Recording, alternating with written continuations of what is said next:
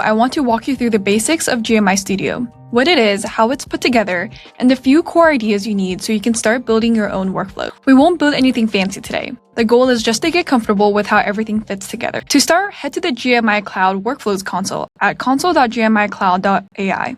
On the left-hand side, you can find Studio, and underneath, go ahead and click Gallery. This is currently the gallery page. To create a new workflow or to explore workflows, this will be the page you'll go to. We can check out all of the previous workflows that we have published, as well as workflow templates here. If you want to create your own workflow, go ahead and click Create Your Workflow, and this will open a new Canvas tab. Go ahead and enter a name and an optional description and click Save. You'll find all your workflows under My Workflows page. Here, we have demos currently starting up. Let's go ahead and run this. When you run this, it will ask you to create a workflow session configuration. If you don't already have an API key, you can go ahead and generate a new API key and select a GPU type. For our workflow today, we'll mainly be using GMI API nodes. In that case, we actually don't need any GPU configs, so we can go ahead and click None.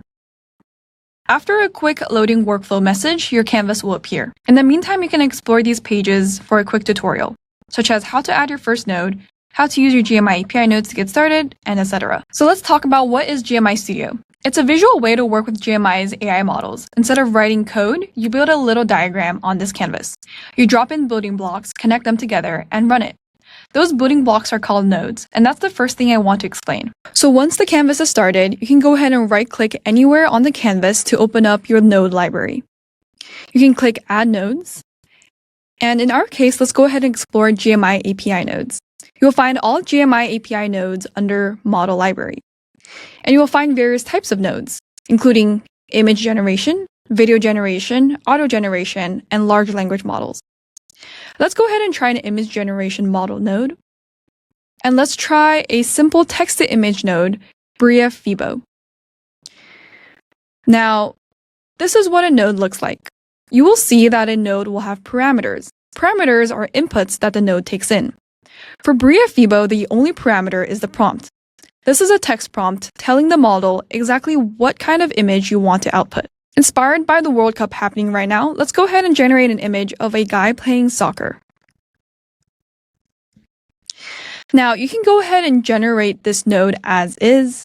However, in my case, in the future, if I want to reopen the file, I want to save the previously outputted image.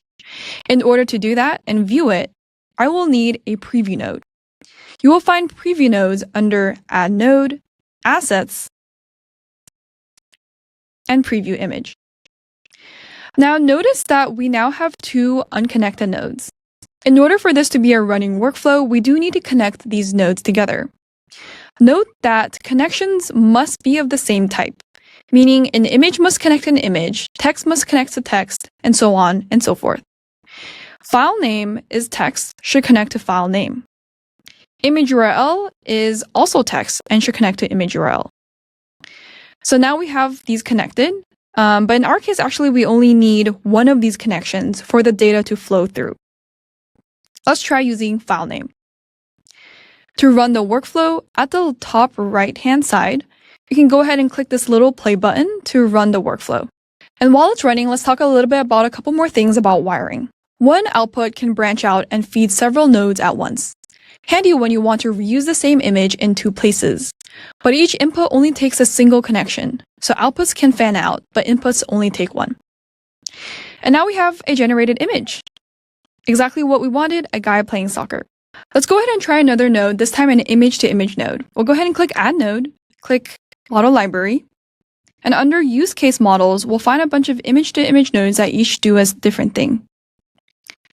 Let's try a Bria Fibo Restyle node. So Bria Fibo Restyle will restyle an image to a different animation type. Bria Fibo Restyle takes in an image input, so in order to add an image input, we'll need either a load image node or an image upload node. You'll find both under Add Node, Assets, and then we can go ahead and click Load Image. Now notice I have this outputted image from our previous run already loaded. But if you do ever want to access your outputted images, you can go ahead and click My Media. Under My Media, you'll find all the previous generations you have. And again, we want this to be a complete workflow. In order to do that, let's go ahead and connect the same types so that data flows through. This is an image type. We'll go ahead and connect it to image. And file name, we'll connect it to file name.